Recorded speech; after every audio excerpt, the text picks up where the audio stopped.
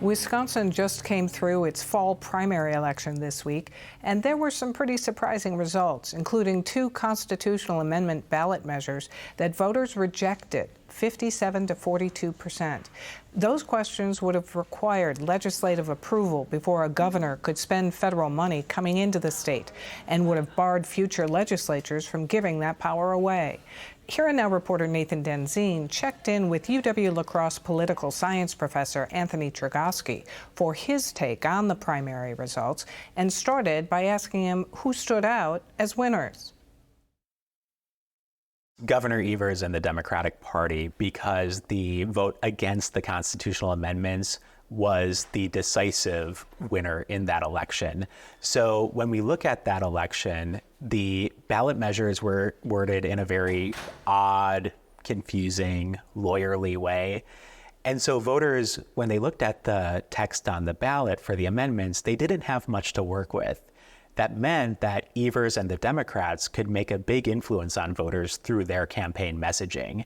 And Evers and the Democrats did indeed make a strong push against those amendments. They were able to engage and mobilize their base, and that led to the amendments getting defeated. So those amendments were defeated by a pretty large margin. Was that surprising at all to you?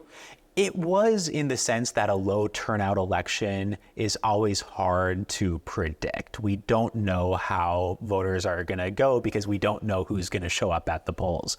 But turnout was quite high by the standards of August primaries, and that speaks to the ability of Evers and the Democrats to mobilize their base. In the 8th, Tony Weed, the MAGA candidate, the Trump-supported candidate, won.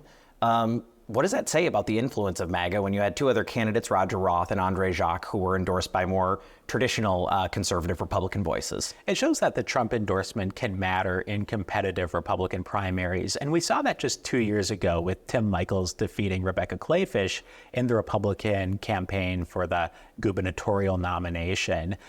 Trump endorsed Michels, and that, I think, put him over the top against Kleefisch. And this time around in the 8th congressional district, I think it's fair to say that Donald Trump's endorsement of Tony Weed helped put him over the top. On top of that, Donald Trump spoke out against Roger Roth, the former state senator who came in second in the race for the nomination against Weed.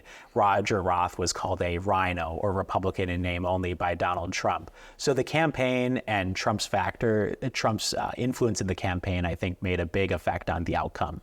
So in the 3rd, there was a Democratic primary contested between 3 people. Rebecca Cook came out on top. It was a pretty contentious last few weeks of the campaign. What kind of takeaways can you take from that race, and how is Cook going to face up against Derek Van Orden in the general election? Yeah, Rebecca Cook is a very strong fundraiser, and the Democrats are going to need plenty of financial resources if they hope to unseat Derek Van Orden.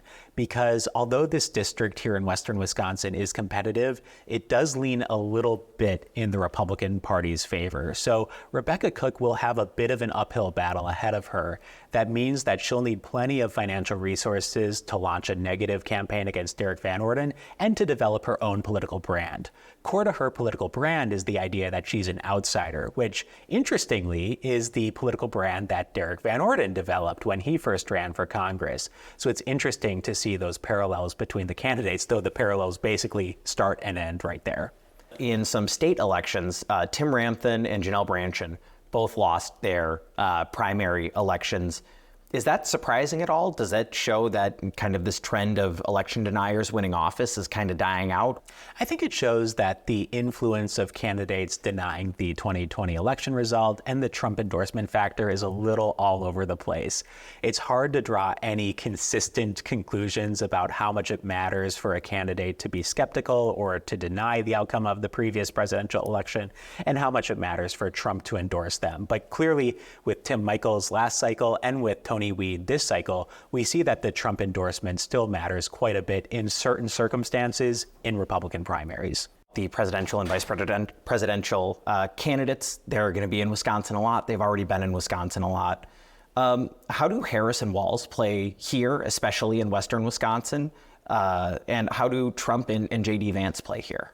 Well, The Western Wisconsin region has been tilting a little more Republican in recent election cycles, but I don't see it as being overwhelmingly Republican by any stretch of the imagination. There are certain regions that Democrats can bank on for a lot of votes. There are certain regions that Republicans can bank on for a lot of votes. But Western Wisconsin is hard for either party to bank on. And that means that there will be a highly competitive campaign ahead of us here. Do you think that Tim Walz has any additional sway here because of the proximity to Minnesota? He might, and it could be because people in this area are familiar with his record.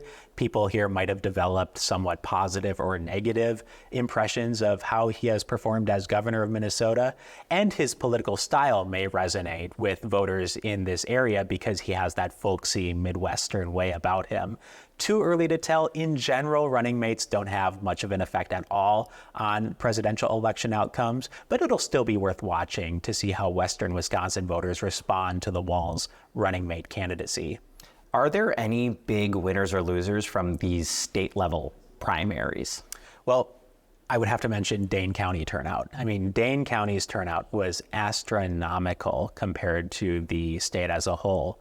And that is yet another example of how Dane County is a powerhouse in the Democratic Party coalition. I think Democrats are looking at the near 50% turnout in the Madison area and licking their chops as they think ahead to what that might foreshadow for the general election ahead of us.